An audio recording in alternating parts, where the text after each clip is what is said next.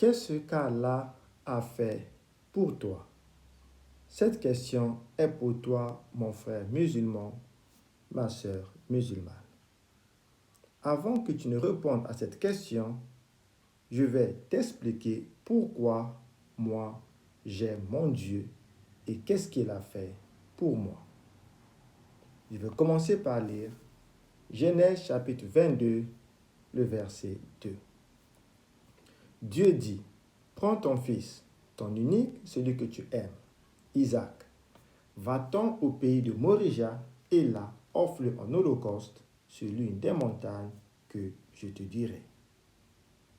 Nous verrons par la suite comment Abraham a suivi ce défi que Dieu lui avait lancé et comment est-ce que Dieu a intervenu. Genèse 22, les versets 10 au verset 11. Puis Abraham étendit la main et prit le couteau pour égorger son fils. Alors l'ange de l'Éternel l'appela des cieux et dit, Abraham, Abraham. Et il répondit, me voici.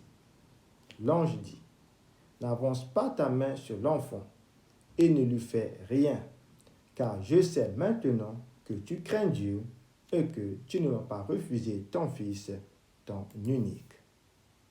Alors, à partir de ces passages, nous pouvons conclure que Abraham était disposé à sacrifier son fils pour démontrer, entre autres, son amour pour Dieu. La question qu'on peut se poser est la suivante. Est-ce que l'amour que l'homme manifeste pour Dieu peut être plus grand que l'amour que Dieu manifeste pour l'homme? Dieu voulait démontrer à Abraham et à l'humanité que l'homme peut l'aimer, mais lui, Dieu, l'amour qu'il manifeste pour l'homme est plus grand. Dieu a intervenu au travers de l'ange pour empêcher Abraham de sacrifier son fils.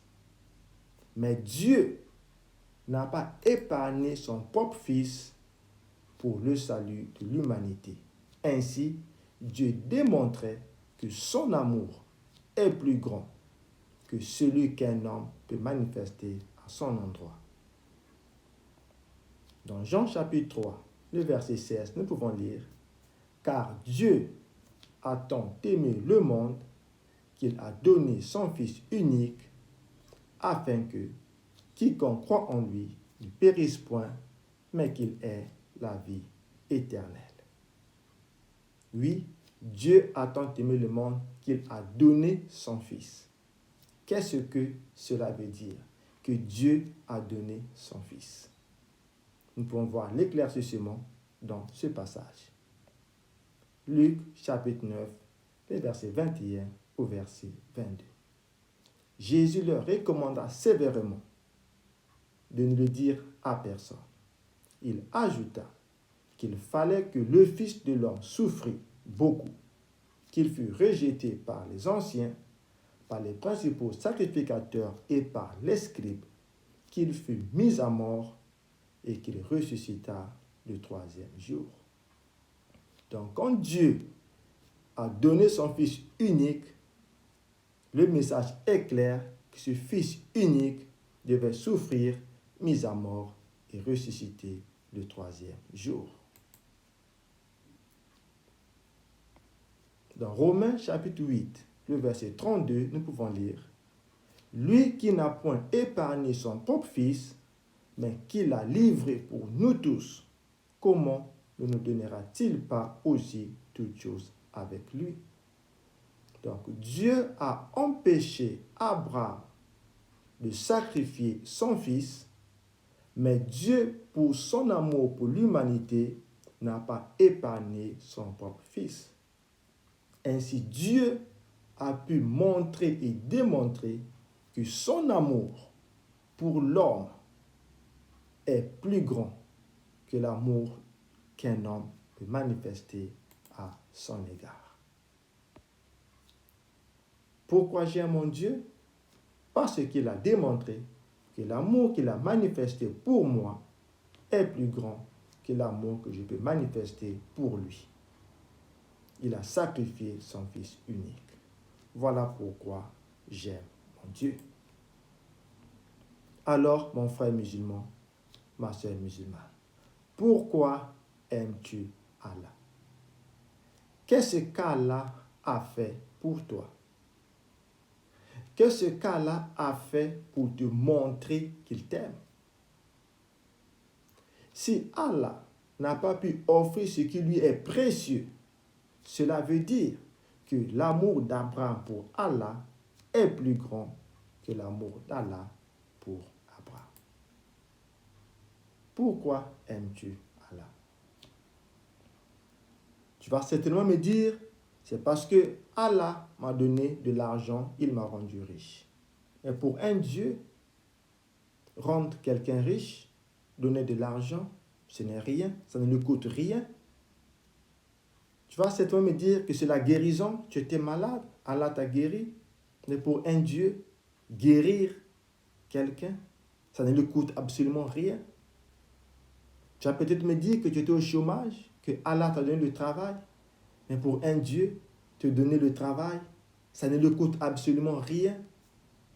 Peut-être tu étais célibataire. Allah a fait qu'aujourd'hui tu es marié. Mais pour un Dieu, donner le mariage à quelqu'un, ça ne lui coûte absolument rien. Tu vas me dire c'est le paradis. Mais Allah, donner le paradis à quelqu'un, ça ne lui coûte absolument rien. Et d'ailleurs, la sourate 7, ayat 8 à 9, la sourate 23, 102 à 103, ne te garantit même pas le paradis, puisqu'il est dit dans ces passages qu'il y aura comme une balance. Le paradis sera garanti selon que tu auras plus de bonnes œuvres ou de mauvaises œuvres. Alors, chers musulmans, qu'est-ce que Allah a fait pour toi? J'aime mon Dieu parce qu'il a donné son Fils unique. Ça lui a coûté une partie de lui-même. Il a sacrifié son Fils unique. Mais Allah a fait quoi pour toi?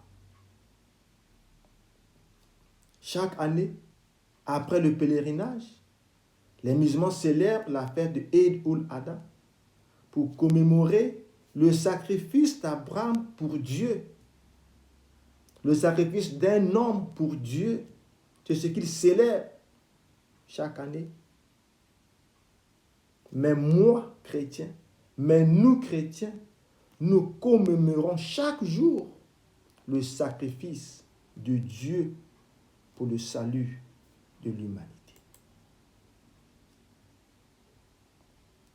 Dans Romains, chapitre 5, le verset 8, il est écrit: mais Dieu prouve son amour envers nous en ce que lorsque nous étions encore des pécheurs, Christ est mort pour nous. Alors, mon frère, ma soeur, qu'est-ce qu'Allah a fait pour toi? Qu'est-ce qu'il a donné qui lui a coûté si cher?